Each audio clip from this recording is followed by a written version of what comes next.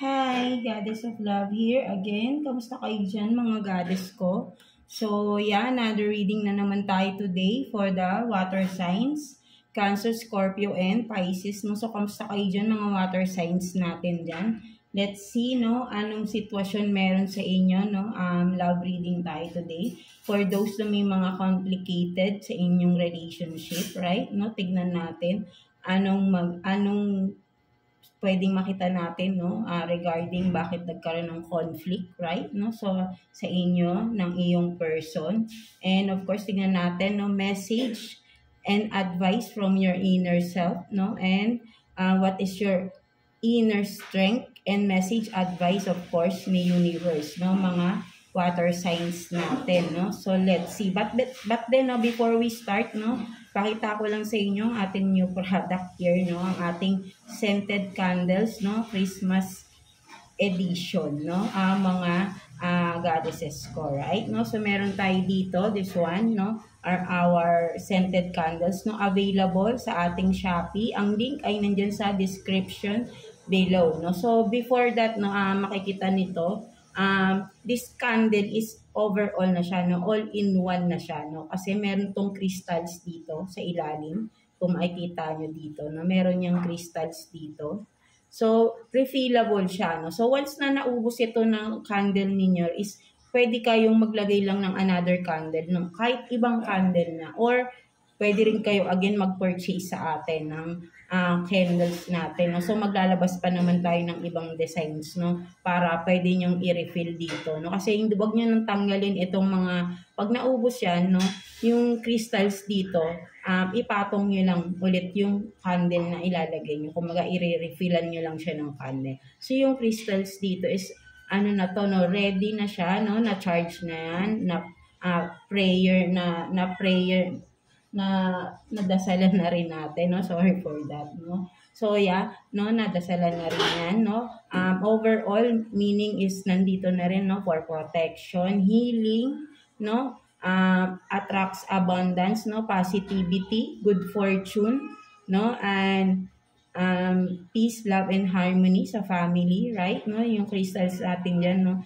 Yun na, and may evil eye rin yan, no? So, maganda to, no, lalo na sa Christmas kasi nga 'di ba ay reunion ng family. So overall, no, ilagay niyo lang 'yan sa table before kayong mag Noche Buena, 'di ba? Magdadasal kayo for some of you. No, so maganda 'yan, nandiyan 'yan nakasindi, no, at yung mga hiling nyo, no, personal, sabihin ninyo while praying, no, and this candle. And of course, kailangan yung faith ninyo kay God, no, kay Lord Jesus is kailangan talagang pure. Or sabihin natin, yung faith nyo talaga is 100%. Hindi yung may doubt kayo. 'Di ba? Kasi doon yun papasok. Kasi syempre, si God pa rin naman yung mag-activate niyan eh. Hindi naman ako yung nag-activate niyan. Si God pa rin, right? Naging way lang yan.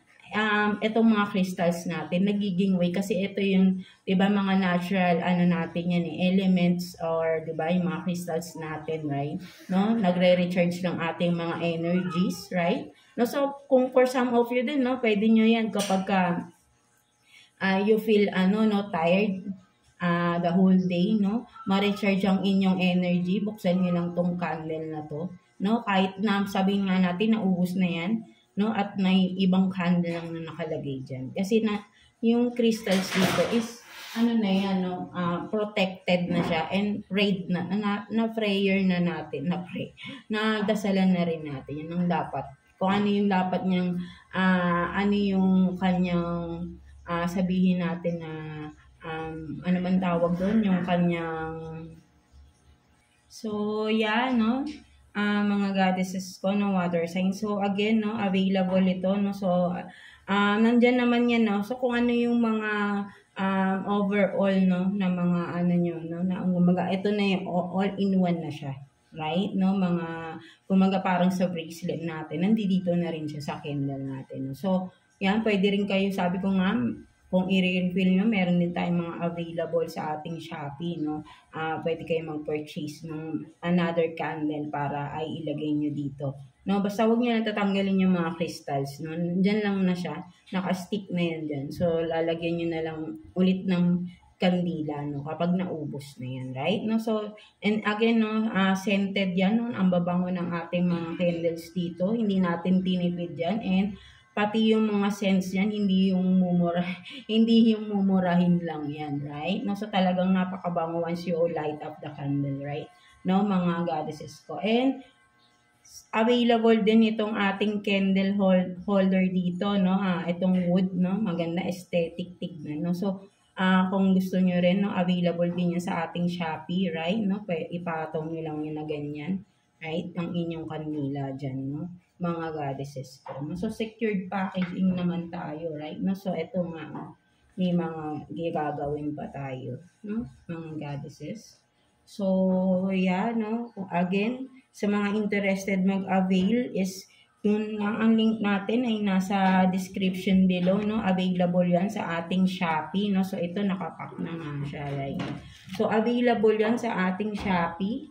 And of course, no, for those na who are watching sa TikTok, no, punta kayo dito sa ating YouTube channel, mga goddesses ko, no? Kasi hindi ko talaga ma-message kayo dyan at ma-send ang link ng ating Shopee, no, na baban ako ni Shopee sa messaging, no. So, kaya hindi talaga na ako nagre-reply regarding mga links, no, mga goddesses ko. So, yeah, no. So, ayan yung ating mga available scented candles, no.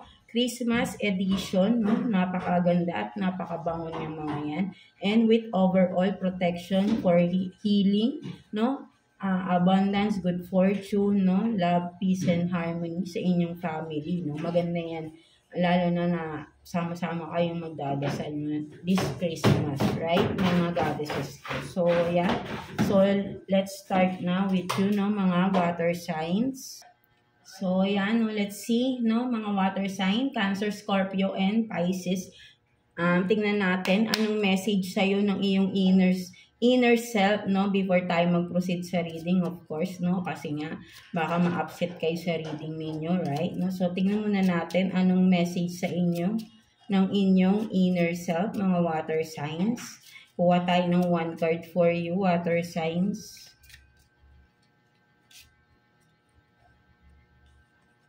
So, you have this, let your confidence shine. So, yeah, for some of you, no, maybe parang napapanghinaan kayo, whatever is this, no, parang sabihin natin na for some of you, baka nahihiya kayong gawin ng isang bagay or nawawalan kayo ng lakas ng loob or sabihin natin na hindi kayo confident enough to do ano man ito, kung project man ito, whatever is this, no? Parang, but then sinasabi sa inyo ng inner self nyo, no, na yung confidence nyo is let it shine, right? Kasi, hindi naman kayo ganyan. Maybe for some of you, baka sa isang person, pwede rin, right? No? Nahihiya kayo, no? Kasi nga, baka, di ba? No? But then, no, sinasabi sa iyo rito, no, huwag kang mahiya, no? Be confident lang, no? Sinasabi sa iyo dito. Kasi hindi mo magagawa yun at di mo makikita yung resulta if papangunamin yung sarili mo or mahihiya ka kaagad, no? Or mamaliitin mo rin, no? Pwede rin gano'n, no? Kasi if you don't have the confidence sa iyong sarili, meaning, ikaw mismo nang bubuli sa sarili mo, right? You are bullying yourself. No, something like that. But then if you feel confident, no, 'di ba? Nagiging positive ka kasi kapag confident ka sa sarili mo, right? No, parang kahit ano, kaya mong gawin, no, na kahit hindi mo pa nagagawa, no, but then kapag confident ka, no, mag-fail ka man, hindi ka madidismaya, right? Because you are positive lang and you will do it again, no? Hindi ka susuko, no? Something like that. So, but then you have to have this confidence first, right? No, mga water signs natin, no, before you proceed or do such things, no, something like that, right? No, so let's see, no, ano namang sitwasyon sa inyo ng iyong person on your mind. Ano bang nangyari? Ano bang naging conflict? Kung ano man ito, tingnan natin. Let's see. Kuha tayo ng 3 cards for you, water signs. Cancer, Scorpio, and Pisces, no?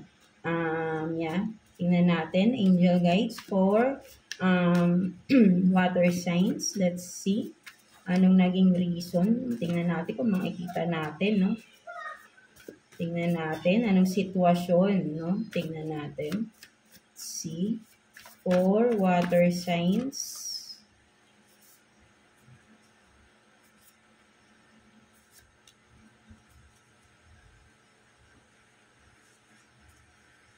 So you have this real soulmate, twin flame, meant to be,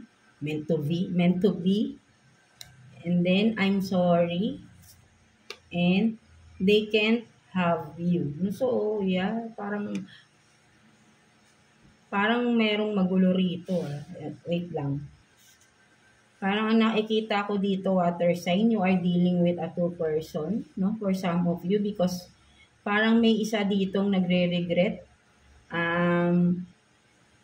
nagso-sorry, and the other one, no, is your, kasi if this person is, no, parang, di ba, they can't have, parang masyadong selfish, this one. But then the other person is parang ito yung meant to be, which is the soulmate or twin flame ninyo, right?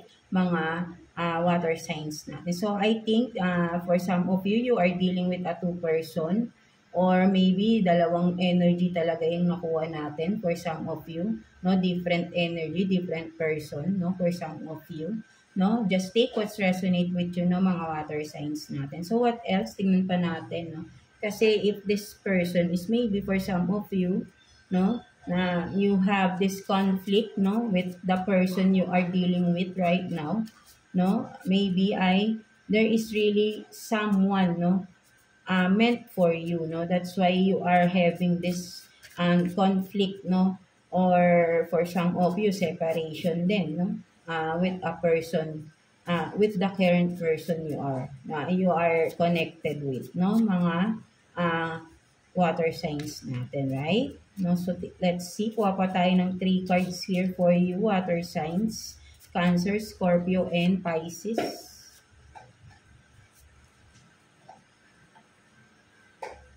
So you have this hospital, Antichrist, and then catalyst. So yeah, meron talaga, no. So ang nakikita ko rito, no, for some of you, no, magkaiba kayo ng tao na ito, right? No, the one you are currently dealing with, no, mga water sign natin, right? No, with the Antichrist here, no, ibig sabihin natin, magkaiba kayo ng beliefs, no? For some of you, yung isa ay masyadong into spirituality, and the other one is, you know, panay kontra, no? Kasi hindi naman porket sinabi natin Antichrist is sabihin natin sobrang sama na ng tao na to the point na parang talagang sabihin natin demonyo na, no? Hindi naman siguro, no? But then, kumbaga ang nakikita ko rito is masyado kayong opposite, no? Opposite kayo ng tao na ito, right? No? Kumbaga parang sabihin natin positive, negative, no? Di ba? Something like that, no? That's why hindi kayo nagkakasundo, no? And then with the catalyst here, no? So there will be a lesson, or there is a lesson to learn, no, for some of you. So talagang ang nakikita ko rito is this person is sabihin natin na hindi siya yung talagang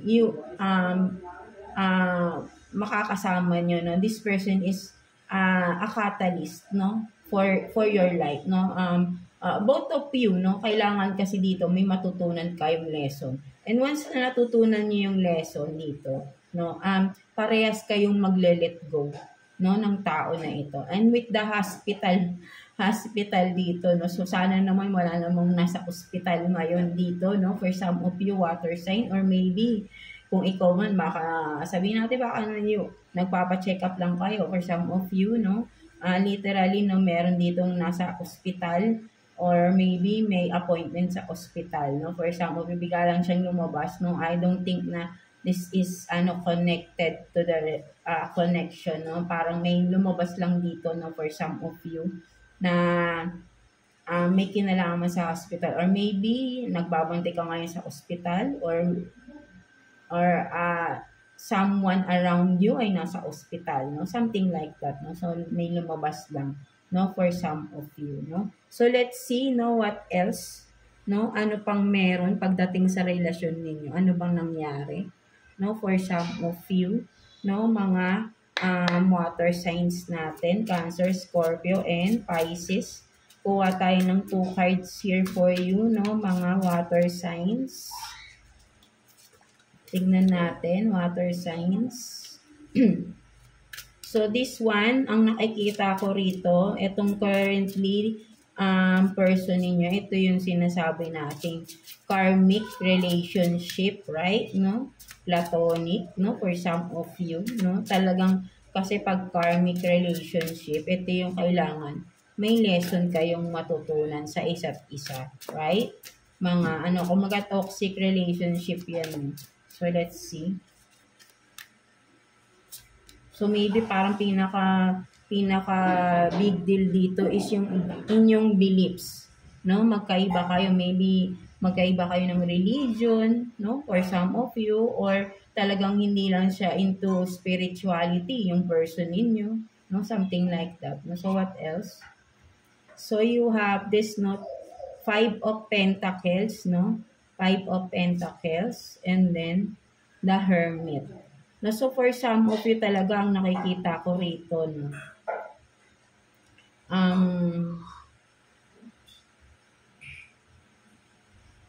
Wait lang. So, tingnan natin. 5 of Pentacles.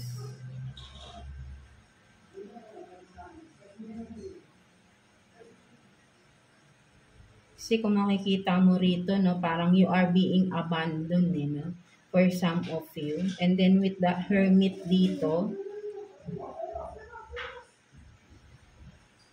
yeah, ang nakikita ko kasi rito, no, parang may napagod talaga, eh. For some of you, nakikita ko ay may napagod, eh, no? For some of you, no? Kumaga parang sabihin natin sa matagal na yung connection na to, eh, no? Matagal na yung connection na ito with the 5 of Pentacles here, no? Parang ngayon mo lang nare-realize, no?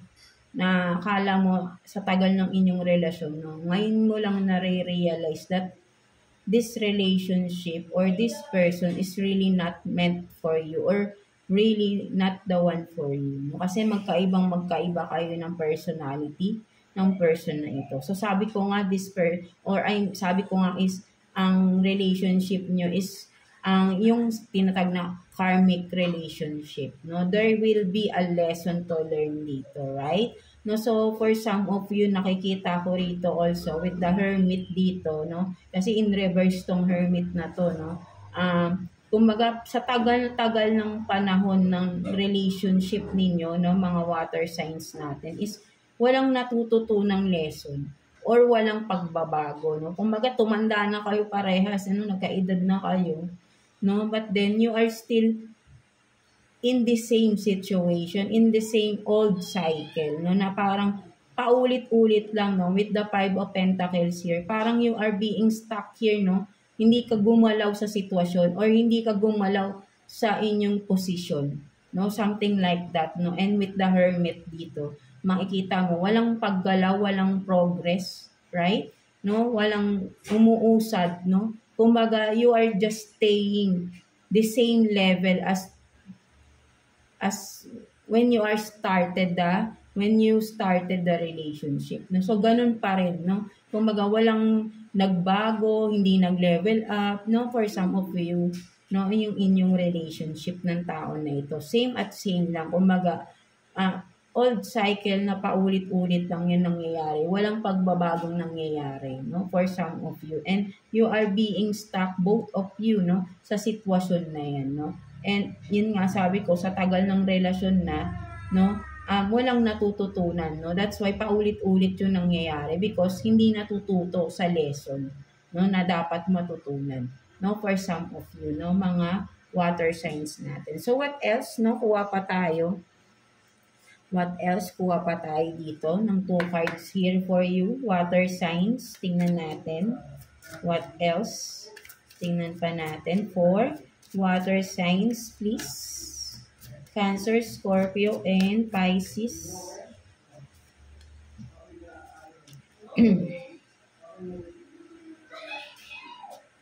So you have this, no, sacrifice.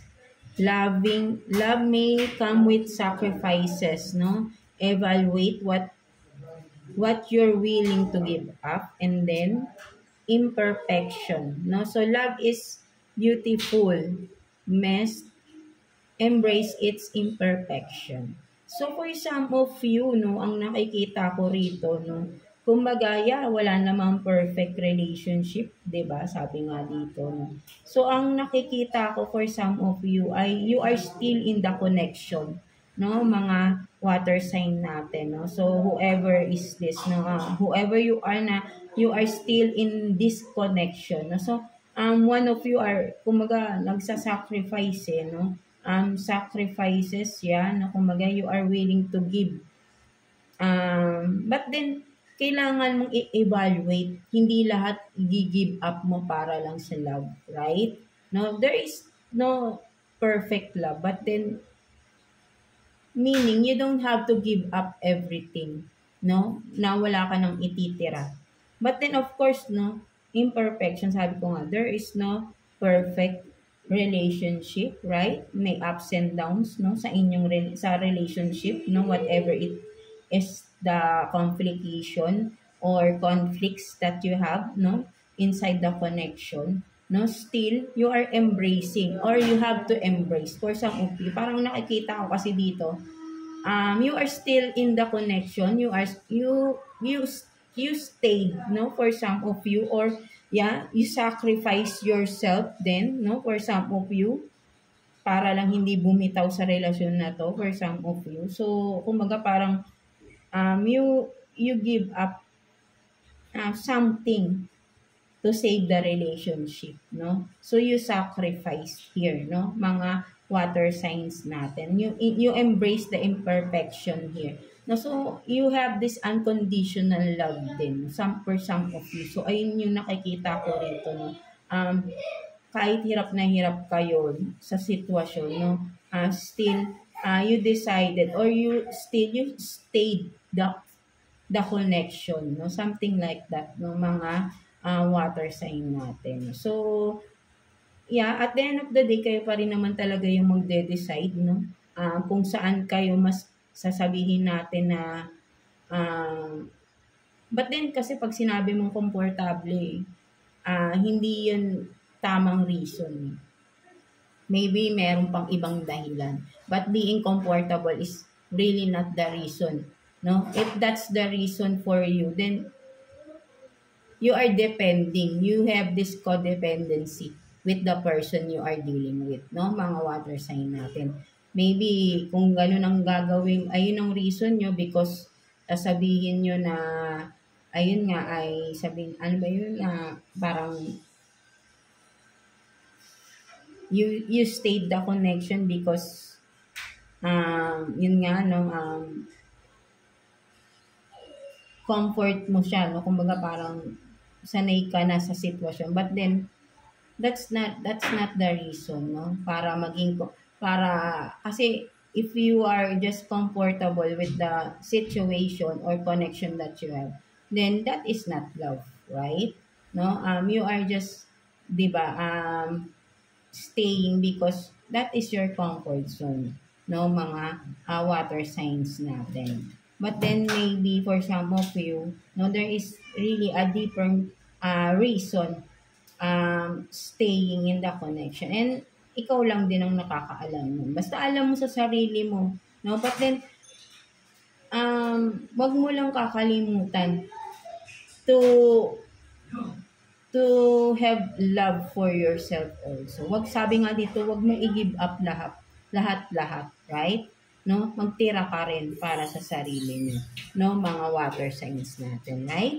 No, so let's see what's your inner strength, no, na hindi mo pa alam, mga water signs natin. Kuha tayo ng one card here, no, for you, water signs, Cancer, Scorpio, and Pisces. Let's see. So you have this, no,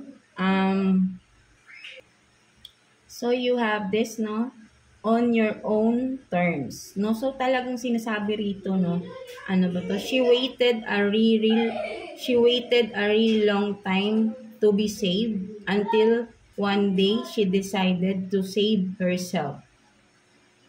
It was a very good day on your own terms, no? So 'di ba, sabi ko nga rito kanina, no, may matagal ng connection dito. Maybe for some of you, you are staying in the connection because you waited to change, you waited for a change, no? Something like that, no? Naghintay ka ng pagbabago. Naghintay ka ng pagbabago dito. That's why parang nag-stay ka pa din, or you are staying, no? For some of you, no, mga water sign dito. But then, alam mo, di ba, sabi nga rito, no, on your own terms. Ang inner strength mo, water sign, is meron kang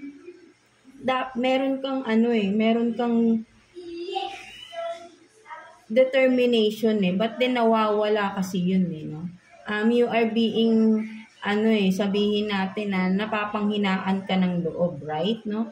But then meron kang kakayahang mag-decide para sa sarili mo. At sinasabi nga dito ng iyong inner strength, no, na kumbaga ay magiging maganda yung araw mo once you decide you decide to love yourself, no? Sabi nga rito, or to save yourself, no? So sinasabi rito, parang sinasabi ng inner self mo, kaya mong sagipin yung sarili mo, right? No, napapanghinaan ka lang ng loob, right? Sabi nga, kaya pala you have this, no, let your confidence shine. Kasi nga napapanghinaan ka ng loob magdesisyon, no, sa sitwasyon ninyo, no, mga water sign natin, no. Talagang may paghihintay kang ginagawa rin dito. Sabi ko, may matagal ng connection and you are being stuck. So that's why pala, dahil naghihintay ka ng pagbabago and you are sacrificing a lot of yourself here, no, mga water signs natin. You are embracing again and again the imperfection of the person, even though alam mong hindi na to magiging okay, no, for some of you, right? No, nasa-sacrifice mo na ng todo-todo yung sarili mo dito, no? So, but then ikaw pa rin ang magde-decide, right? No, this is just a guidance for you, no? But then, yeah, ito na yung sinasabi ng inner strength mo, no? You will be happy and that one day it will be a great day for you, a good day for you if you will save yourself na, no? Something like that, no, mga water signs natin, right? No, so let's see what's the message advice for you ni universe, no, mga water signs natin, Cancer, Scorpio, and Pisces, no? Let's see message advice for you ni universe for water signs. So your only limit is your mind. No, so sinasabi talaga rito, no, kaya nga on your own terms, no, kumbaga walang limitation sa iyo lahat kaya mong gawin basta may confidence ka lang, no, you are confident enough, no, and there is no limitation, there is no limit, no, only on your mind, no, yung isip mo lang yung naglilimita sa mga gagawin mo. But then if you have this confidence, or you have this confidence, no, mabibuild mo yung confidence mo sa sarili mo, mga water signs. So, and there will be no limit at all, no, even inside your mind, no, something like that, no, mga water signs. So, sinasabi talaga rito na magkakakonect yung iyong cards here na talagang have this confidence inside of you, no, let it shine, no, ilabas mo yung confidence na meron ka. Because that is your inner strength no, nawala lang because of the connection that you have. Right? Mga water signs natin, no? So, yeah, that's it for you, mga water signs, no? Cancer, Scorpio, and Pisces, no? So, maraming salamat for always tuning in sa ating